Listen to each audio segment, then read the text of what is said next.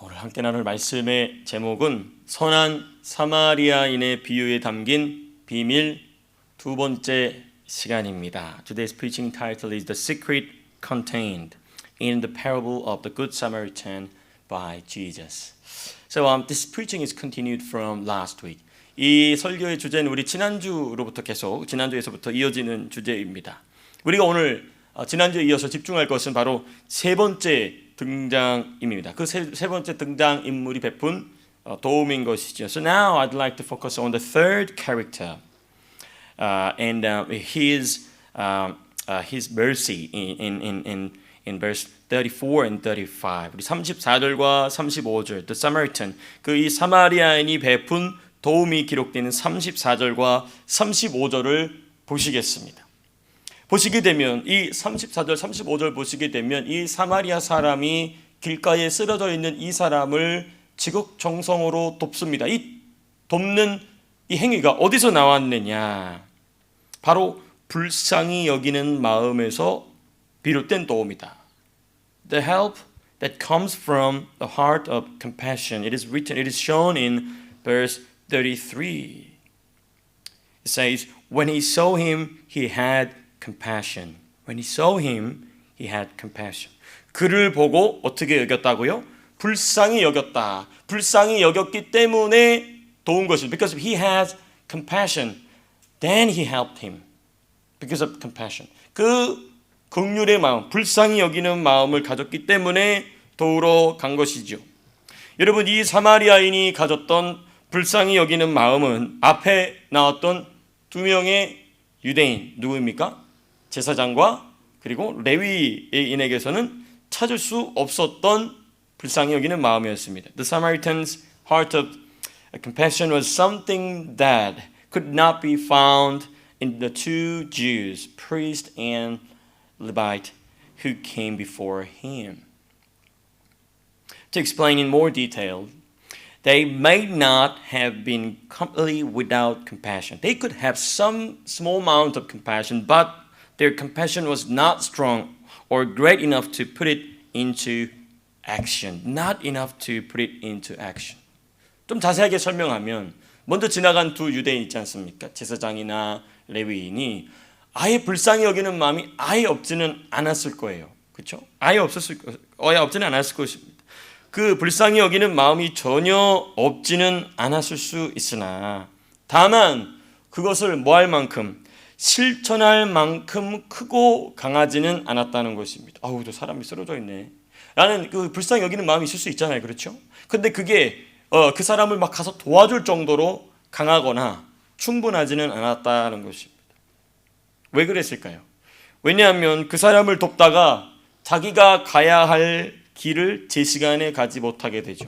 왜냐하면 예루살렘에서 여리고까지 하루라고 그랬잖아요. 그렇죠? 그럼 그 사람 돕다가는 길에서 캠핑하거나 인으로 들어가거나 해야 된단 말이에요. 그렇죠?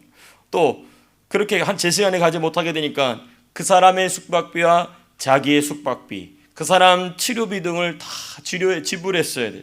무엇보다도 그 사람이 강도를 만난 것과 같이 누구도 자기도 이 죽어가는 사람 데리고 가다가 이 사람 두들겨 팼던 강도가 다시 와서 나도 그렇게 두들겨 패면 어떡할까? 그런 공포가 찾아왔겠죠. They were afraid that helping the man would delay them on their journey. They would have to pay for his lodging, their own lodging, and medical expenses, and most of all, they might also fall victim to robbers just as the man had. So that's why they just avoid or ignore the person who are on the road from Jerusalem to Jericho. So in short, their concern about the loss of their time and money outweighed their compassion for him. Their compassion for him. 그러니까 그 자기가 사용해야 되는 시간이나 돈을 다 계산해 봤을 때 그 사람을 도와야 된다라는 그 불쌍히 여기는 그 손해에 대한 생각이 그를 불쌍히 여기는 생각보다 컸다 작았다? 컸다는 것이죠. 그러니까 그 사람을 돕지 못하고 그냥 지나간 것입니다. 자, 그럼 여기서 이제 우리가 교훈을 찾아봐야 되겠죠. 여기까지는 이제 성경을 가만히 묵상해 보면 이런 정황이 있구나라는 것을 이제 알 수 있어요. 지금 이제 이런 정황에서 우리가 찾아야 될 건 뭐냐면 교훈입니다. So now when we read the Bible quite carefully, we can find out those kind of information, but we need to also find out the meaning, the lesson from the context. There are two lessons about compassion that we can learn from this.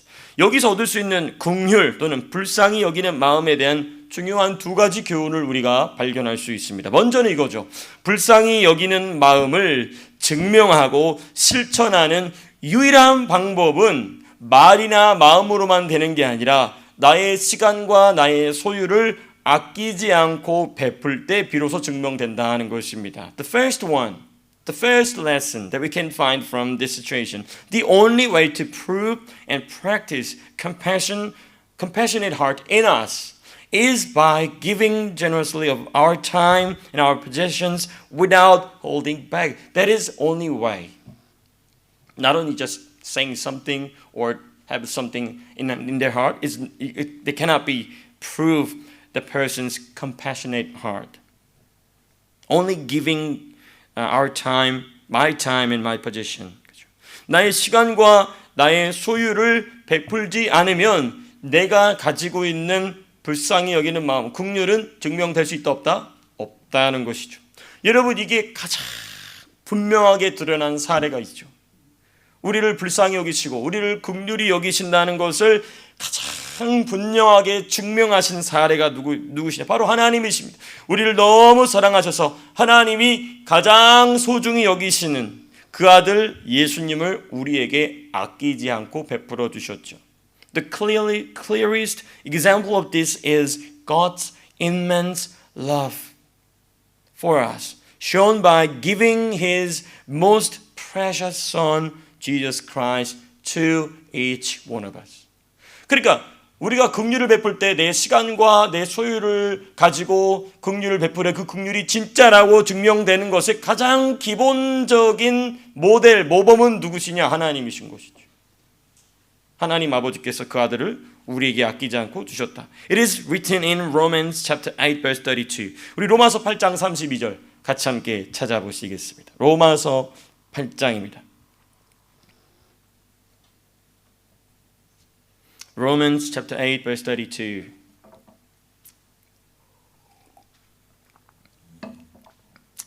우리 32절 로마서 8장 32절 Romans chapter 8 verse 32. 우리 32절 말씀 같이 읽겠습니다. 시작. 자기 아들을 아끼지 아니하시고 우리 모든 사람을 위하여 내주시니가 어찌 그 아들과 함께 모든 것을 우리에게 주시지 아니하겠느냐. So would you please read this verse for us? He who did not spare his own son, but gave him up for us all, how will he not also, along with him, graciously give us all things? Yeah, we need to focus on the first sentence. He who did not spare his own son, but gave him up for us all. 우리 모두를 위해서 자기 아들을 아끼지 않으신 하나님이시다. 그게 바로 긍휼이라는 것이죠. That is the mercy. That is a compassionate heart. That is the most clearest the example of this love and compassionate heart. 그렇죠? 우리를 향하신 하나님의 이 사랑이 바로 긍휼이 무엇인지를 보여주는 가장 중요한 사례라는 것이죠. 그러니까 하나님은 우리 각자를 구원하시기 위해서 엄청난 손해를 감수하시되 망설이셨다 안 망설이지 않으셨다는 것이죠. In other words, we can say this. God willingly bore a tremendous loss to save us without a moment of hesitation.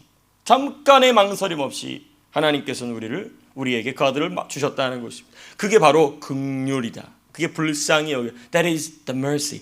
That is the compassionate heart. Therefore, when a believer has a heart of compassion for someone, it does not originate from themselves. But it is fundamentally a reflection of God's heart toward us. It is fundamentally a reflection of God's heart toward us. 그러니까 성도가 누군가를 불쌍히 여기는 마음을 갖는다는 것은 그 사람이 착해서가 아니에요. 그 사람이 도덕적이어서가 아닙니다. 그 사람에게서 나온 게 아니고 그건 뭐 때문에 그러냐? 근본적으로 우리를 향하신 하나님의 마음에 대한 반향. It is the echo. It is the reflection of God's heart toward each one of us. 우리 각자를 향하신 하나님의 마음이 반향을 일으킨 거예요. 우리가 산에서 이 막 소리를 크게 지르면 막 산에서 막 소리가 울리잖아요. 에코가. 그거 똑같습니다. 하나님의 사랑이 높은 산 꼭대기에서 울려 퍼지고 그 울려 퍼진 소리가 우리 각자의 마음속에서 울리고 그게 바로 긍휼이다. 그게 자비라는 것입니다. 그러니까 하나님의 사랑을 받지 않으면 긍휼을 베풀 수 없다는 것이죠. 그래서 두 번째 레슨입니다. 두 번째 이 교훈의 우리가 지금 이 그냥 두 사람은 지나가고 사마리아 사람은 긍휼을 베풀었다는 이 점에서 배워야 될 두 번째 레슨은 바로 이것입니다. 손해에 대한 염려나 손해에 대한 생각을 이기는 유일한 길은 긍휼을 베풀 때 내가 감수해야 될 손해에 대한 염려나 생각을 이기는 유일한 길은 뭐냐? 그것보다 더 큰 긍휼의 마음을 갖는 것입니다. The second lesson that we can learn from this passage, that is this one. The only way to overcome worries and thoughts about loss when we need to share the compassionate heart for someone is to have an even greater heart of compassion. It's quite simple and easy. To have an even greater heart of compassion. Then we need to think about this question. How can we develop and gain a greater heart of compassion? This is quite an important question that we need to find the answer. 그럼 이런 질문을 해야 되겠죠. 우리가 누군가를 도울 때에, 긍휼을 베풀 때에, 그러니까 우리가 감수해야 될 손해나 염려나 걱정을 이길 만한 그렇게 큰 긍휼을 어떻게 얻을까? 누가 어떻게 하면 그 큰 긍휼의 마음을 가질 수 있는가, 얻을 수 있는가? 아주 중요한 부분입니다. 여기서 우리 특별히 학생 청년들 집중해 주시기를 바랍니다. 너무너무 중요한 부분. 여러분, 우리가 누군가에게 긍휼을 많이 베풀 수 있는 유일한 길은 하나님의 긍휼, 하나님의 불쌍히 여기심을 자주, 많이, 깊이 받는 것입니다. The only way we can show great compassion to others is by frequently, abundantly, and deeply receiving God's compassion and mercy. Frequently, abundantly, deeply receiving God's compassion and mercy. Then we can think about another question.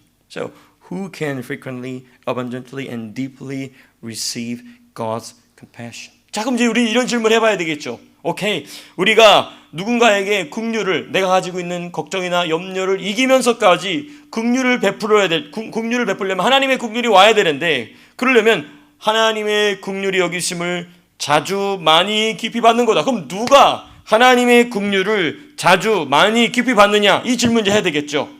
누가 그러냐? 그럼 이제 이 사실을 이해하기 위해서는 로마서 한번 다시 찾아봐야 됩니다. To understand, to find out the answer for this question, we need to have a look on Romans chapter 5 verse 20. Romans chapter 5 verse 20. 로마서 5장 20절 말씀 보시겠습니다. 너무너무 중요한 말씀. 우리 로마서 공부할 때 살펴봤던 내용이긴 하지만 다시 한번 또 보시겠습니다. Romans chapter 5 verse 20.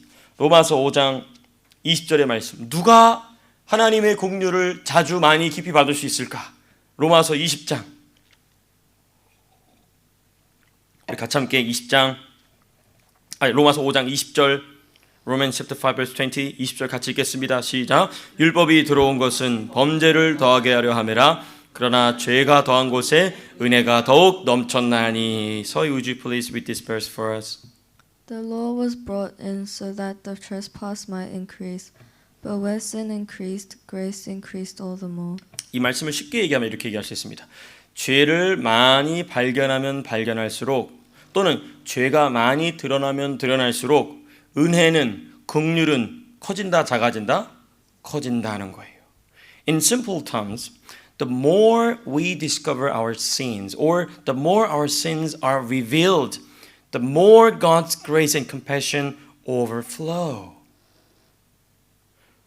이게 중요한 부분입니다. 우리의 죄가 많이 들통나면 들통날수록, 우리의 죄가 많이 자주 들키면 들킬수록 뭐가 많이 쏟아진다? 하나님의 은혜가, 하나님의 자비가 쏟아진다는 거예요. 여러분, 세상 법정에서는 어떻게 됩니까? 세상 법정에서 죄가 드러나면 드러날수록 세상 법정에서는 어떻게 돼요? 점점 형량이 늘어나요. 근데 하나님의 법정에서는 내 죄가 드러나면 드러날수록 뭐가? 하나님의 은혜가, 하나님의 자비가 점점 커진다는 것입니다. 그래서 죄가 뭐한 곳에, 더한 곳에 은혜가 넘쳐나요. So that's why Apostle Paul said, but where sin increase, grace also increase all the more. 이게 비밀입니다. 죄가 드러나야 하나님의 긍휼이 임합니다. 죄를 감추면 하나님의 긍휼이 아니라 하나님의 진노가 와요. 죄가 드러나야 하나님이 불쌍히 여기신다는 것이죠. 그럼 이제 생각을 해봐야 됩니다. 또 다른 질문, 세 번째 질문입니다. 그러면 무엇이 나의 죄를 드러나게 하는가? Another question, the third question we must think about this is, what reveals our sins? That is the key. That is the key to receive such compassionate heart from God. It is written in also Romans chapter 5 verse 20. The first half of verse 20. 20절 전반부에 벌써 답이 있습니다. 뭐라고 되어 있습니까? 무엇이 들어온 것은, 율법이 들어온 것은 뭐를 더하게 하려 함이라? 범죄를 더하게 하려 함이라. The law was brought in so that the trespass, so that our sins might increase, might be revealed. 그러니까 모세의 율법이 와서 나를 막 두들겨 패면 뭐가 드러나요? 죄가 드러나요. 그러면 모세의 율법에 의해서 죄가 드러난 만큼 뭐가 와서 덮어준다? 자비가, 하나님의 자비하심이, 하나님의 용서가, 하나님의 은혜가 와서 나를 덮어준다는 것입니다. But another way, God gave us the law not so that we could perfectly keep it on salvation, but so that through the law we might discover our sins more fully and receive the abundant grace and compassion that He has prepared for us. That is the ultimate ultimate goal of the Mosaic law. 그게 바로 모세의 율법이 왜 존재하느냐의 가장 궁극적인 목적이에요. 하나님이 우리에게 율법을 주신 것은 율법을 완벽하게 지켜서 구원받으라는 게 아닙니다. 누가 율법을 완벽하게 지킬 수 있습니까? 말도 안 되는 소리죠. 십계명도 다 못 지키는데 우리가, 그렇지 않습니까? 근데 그럼 율법을 왜, 제대로 지키지도 못할 율법을 왜 주셨느냐? 그 율법을 통하여서 내가 율법을 지키기 위해서 애쓰면 뭐가 자꾸 드러나요? 내가 죄인이라는 게 계속 드러나죠. 그걸 하나님은 기대하고 계신 것입니다. 그래서 율법을 주신 것입니다. 그래서 율법이 중요한 거예요. 그래서 율법을 우리가 공부해야 되는 이유가 거기 있는 것입니다. 왜? 율법을 공부하고 율법을 지키기 위해서 애쓰면 애쓸수록 뭐가 드러나니까? 내가 얼마나 큰 죄인인지가 자주, 많이, 깊이 드러나는 것입니다. 그러면 하나님께서는 무엇으로 덮어주신다? 은혜와 자비와 용서로, 긍휼로 덮어주신다. 여러분, 그래서 누군가에게 긍휼을 많이 베풀고자 한다면 하나님의 긍휼을 많이 받아야 하고, 하나님의 긍휼을 많이 받고자 한다면 하나님의 율법, 곧 하나님의 공의 앞에 나의 죄가, 너의 죄 말고 나의 죄가 자주, 많이, 깊이 드러나야 합니다. So if we want to show great compassion to others, we must first receive much of God's compassion. And if we want to receive much of God's compassion, it is important part, our sin must be frequently, abundantly, and deeply revealed before God's law, that is His justice. 하나님의 공의 앞에, 율법 앞에 자꾸 드러나야 돼요. 자꾸 드러나야 하나님의 뭐가 와서, 자비가 와서, 은혜가 와서, 용서가 와서, 긍휼이 와서 나를 덮어준 만큼 나는 그 받은 은혜, 긍휼, 자비, 사랑을 누군가에게 베풀어 줄 수 있는 것입니다. 그러니까 이런 것이 아주 역설입니다. 하나님의 율법의 책망을 많이 받으면 받을수록 나는 뭘 많이 받는 거다? 긍휼을 많이 받는 거예요. 그 결론적으로 이것이죠. 내가 책망을 많이 받으면 받을수록 나는 누군가에게 뭘 베풀 수 있다? 긍휼을 베풀 수 있는 것입니다. 너무 중요한 진리입니다. 너무너무 중요한 진리입니다. 여러분, 그래서 하나님 앞에서 자주 용서받게 되시기를 축복합니다. 많이 용서받게 되시기를 축복합니다. 깊이 용서받게 되시기를 축복합니다. 그러면 그 사람은 긍휼을 베풀 수 있는 사람이 되는 것입니다. Therefore, the believer who has been frequently, abundantly and deeply forgiven by God, because that Christian's sins are revealed by the law in the Holy Spirit, is the one who can show compassion to others. So it is not ethical compassion. It is divine and spiritual compassionate heart. Only in Christian. 성도 안에서만 발견될 수 있는 거룩하고 또 긍휼을 불쌍히 여기는 마음. 세상 사람들이 말하는 도덕적인 불쌍히 여기는 그건 차원이 다른 것이죠. 하나님의 율법에 의해서 자꾸 얻어 터지고 또 터지고 막 터지고, 그러면 그럴수록 우리의 죄가 드러나게 되고, 죄가 드러나면 드러날수록 우리를 불쌍히 여기시는 하나님의 긍휼과 자비와 용서의 은혜가 우리 안에 채워지게 되고, 그 은혜와 자비와 긍휼의 마음으로 내 손해를 기꺼이 감수하면서까지 섬기게 되는 것입니다. 그게 바로 초대교회 성도들이 보여줬던 내가 죽기까지 당신을 사랑합니다. 그 우리 타이타닉에 보면 어떤 목사님이 이제는 나무 한 조각을 붙잡고 어떤 청년하고 있는데, 그 청년에게 목사님이 물어본 거예요. 당신은 are you born again Christian? 게 아니라는 거예요. 그러면 내가 이 나무 조각을 놓을 테니 당신은 살고 예수를 믿고 나는 죽겠다. 천당에서 만나자. 그래서 그 청년이 예수 믿고 목사가 되었다는 거 아닙니까? 그게 그런 사랑이 어떻게 나올까? 그런 사랑이 어떻게 나올까? 왜? 그 목사님은 자기의 죄가 율법을 통하여 많이 드러나게 되고, 드러난 만큼 뭘 받죠? 하나님의 은혜와 긍휼을 받게 되고, 하나님의 은혜와 긍휼을 받은 만큼 내 생명을 버리기까지, 누군가를 생파 모르는 사람을 사랑하기까지 할 수 있게 된다는 것입니다. 이러한 사랑이 목사인 저부터, 그리고 우리 사랑하는 성도님들의 가슴마다 불타오르게 될 수 있기를 축복합니다.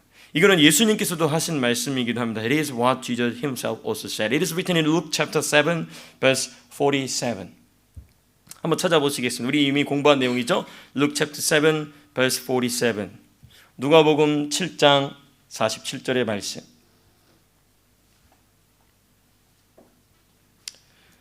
Luke chapter 7 verse 47.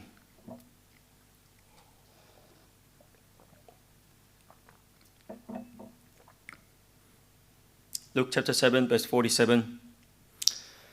우리 같이 함께 읽겠습니다. 시작. 이러므로 내가 네게 말하노니 그의 많은 죄가 사하여졌도다. 이는 그의 사랑함이 많음이라. 사함 받은 일이 적은 자는 적게 사랑하느니라. 아멘. So would you please read this verse for us? Therefore I tell you, her many sins have been forgiven, as her great love has shown. But whoever has been forgiven little loves little. It is quite clear. It is quite clear truth. I tell you, her many sins have been forgiven. Then we can say this way: her many sins are revealed by the law. Then she received such great love, so that she can show such great love to others. But whoever has been forgiven little, that means someone who has been revealed sin quite little amount, that person loves little. 죄가 조금밖에 드러나지 않은 만큼 용서는 조금만 받을 수밖에 없겠죠. 그리고 용서를 조금만 받은 만큼 사랑도 어떻게 한다? 적게 한다. 그러니까 성도인데, 예수 믿는 사람인데 사랑이 조그마하다. 그 이유는 뭐냐? 그 사람이 용서를 덜 받은 거예요. 용서를 덜 받았다는 얘기가 뭐냐? 그 사람의 죄가 드러나지 않았다는 것입니다. 죄가 드러나지 않은 이유는 뭘까요? 자기가 죄를 뭐하고 있다는 거예요? 숨기고 있다는 거예요. 모르거나 숨기고 있다는 것이죠. 마치 누구처럼? 아담과 하와처럼. 하나님 앞에서 자기 죄를 숨길 수가 없잖아요. 그렇죠? 근데 아담과 하와는 뭐 하려고 그랬습니까? They tried to hide their sin before God, but it's impossible. 여러분, 이런 경우가 너무 많습니다. 그래서 이 예수 믿는 사람 중에 사랑이 많은 이유는 뭐냐? 용서받은 게 많고 크고 깊고 자주일수록 사랑이 커지게 되는 것이죠. 목사님 저부터, 또 우리 사랑하는 성도님들이 많이 자주 깊이 용서받게 되시기를 축복합니다. 너무너무 중요한 것이죠. 그게 바로 이웃사랑의 진짜 의미인 것입니다. 그렇습니다. 그 다음 내용 우리가 넘어가겠습니다. 우리 36절, 37절입니다. 누가 나의 이웃입니까? 또는 누가 이웃이 되었느냐? Now I'd like to turn to verse 36 and 37. There are two questions. The first one, who is my neighbor? This question came from the law expert. And the second question, who became a neighbor? The neighbor. This question came from Jesus. Who is my neighbor? Or who became the neighbor? 그죠? 누가 나의 이웃입니까? 누가 한 질문이었죠? 율법 교사가. 그렇죠? 누가 이웃이 되었느냐? 누가 한 질문입니까? 예수님께서 하신 질문이시죠. 여러분, 우리가 지난번에 공부한 29절 보시게 되면 이렇게 되어 있죠. 누가 나의 이웃입니까? 라고 되어 있지 않습니까? 그렇죠? In verse 29, who is my neighbor? The law expert said.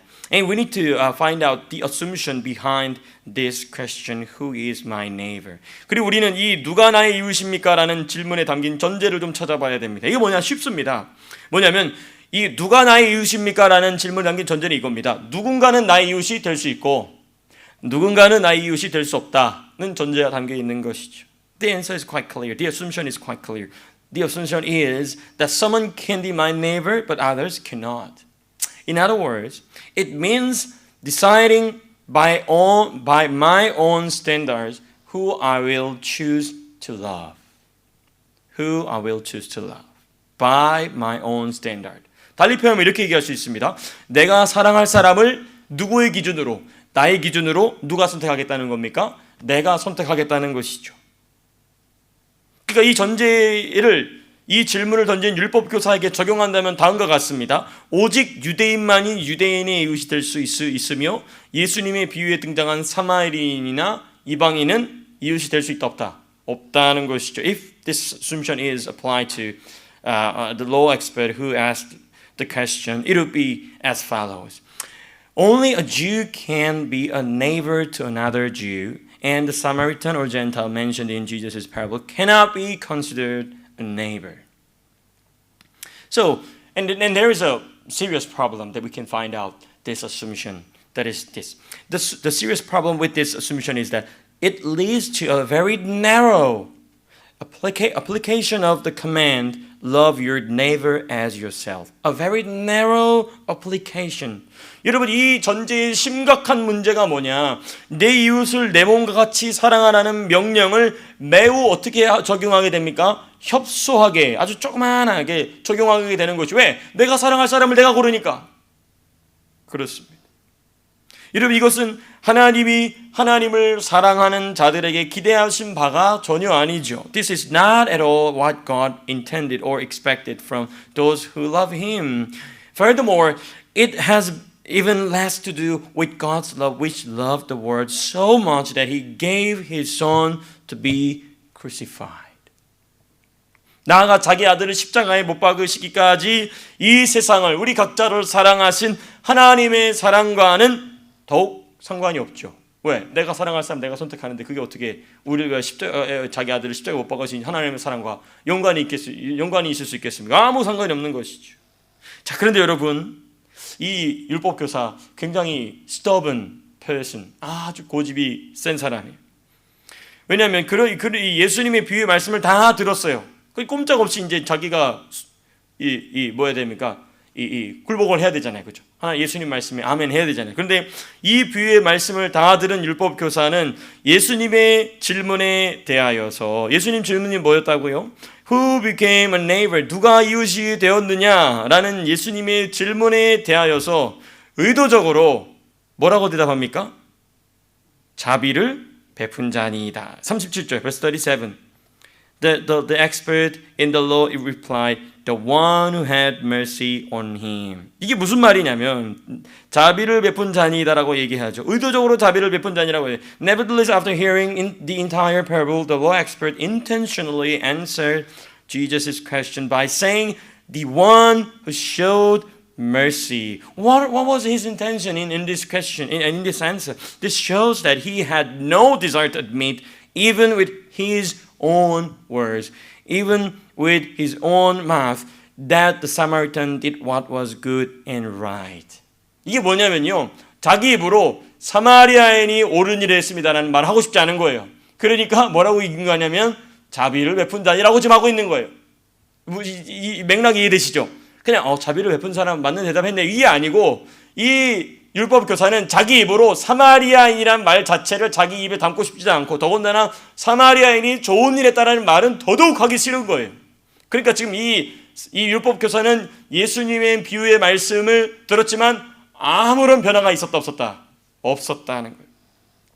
즉 이 사람은 예수님 말씀하신 참된 이웃이 너가 돼야 된다. 네가 이웃을 고르는 게 아니고 네가 참된 이웃이 돼야 된다는 이 말씀에 조금도 동의하지 않았다는 것이고 여전히 자기 이웃은 자기가 결정하겠다는 그 stubbornness, 완고함, 고집을 부리고 있는 것입니다. That means this person did not agree at all with Jesus' teaching about becoming a true neighbor. You need to become a true neighbor, the neighbor, and revealed his stubbornness, insisting that he would decide who his neighbor is.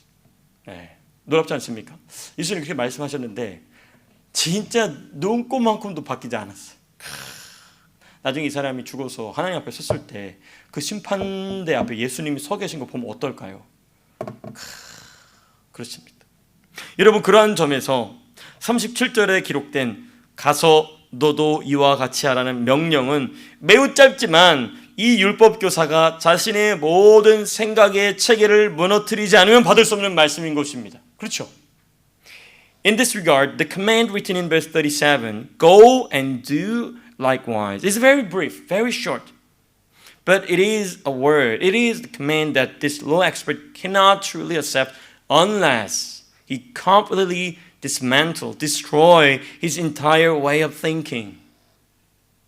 자기의 생각의 방식을 완전히 박살을 내지 않으면 간단하잖아요. Go and do likewise. It's very simple and easy and short, brief command, but it's quite serious.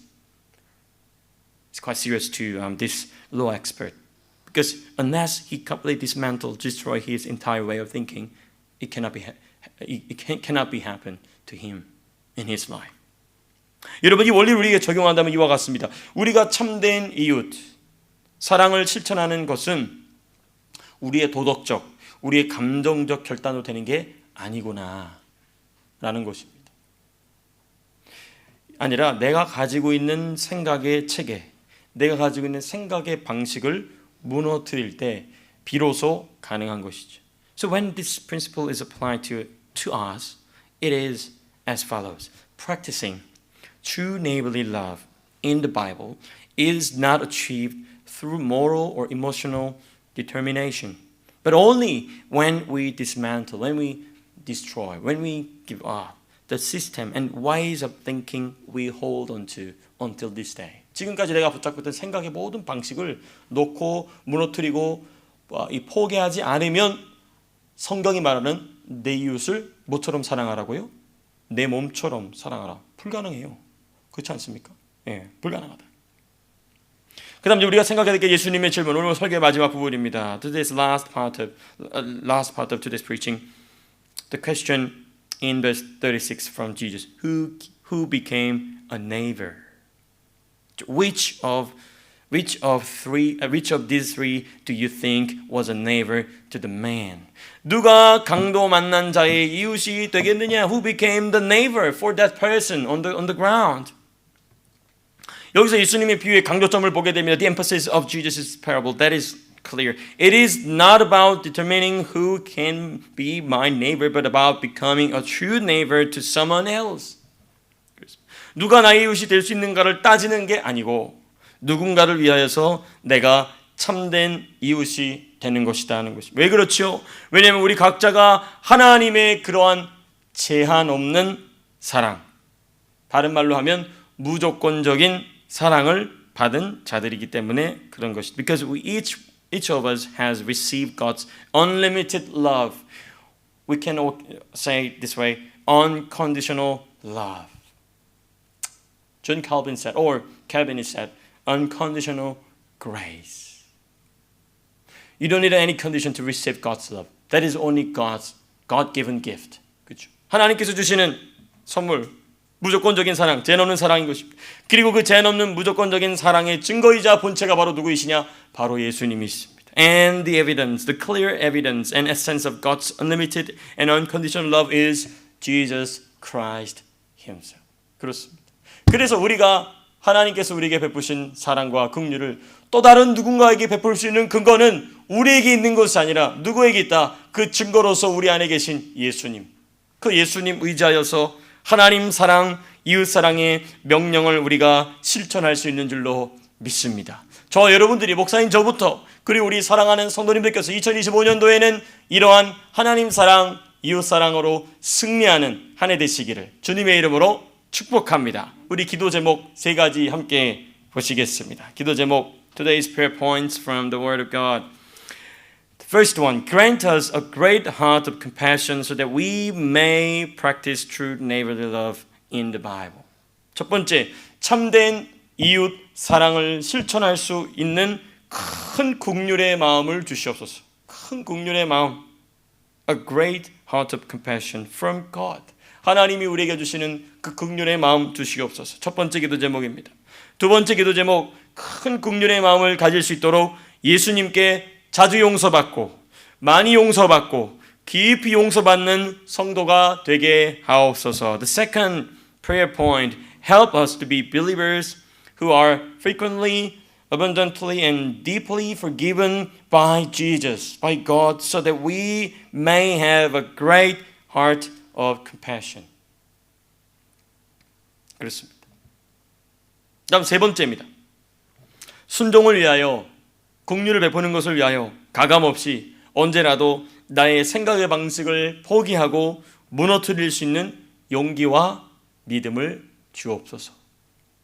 Grant us the courage and faith to surrender and dismantle our way of thinking completely and without hesitation for the sake of obedience and following the word of God in our daily life. 여러분, 이게 용기와 믿음이 필요합니다. 하나님 말씀을 순종하기 위한 믿음과 용기, 용기와 믿음 주시옵소서. 그렇습니다. 우리가 이렇게 기도해야 될 줄로 믿습니다. 우리 이 3가지 기도 제목을 가지고 함께 기도하실 때에 하나님 그렇습니다. 우리가 2주간에 걸쳐서 예수님의 말씀, 선한 사마리아인의 비유 말씀 같이 우리가 생각하고 묵상했는데 주님 그렇습니다.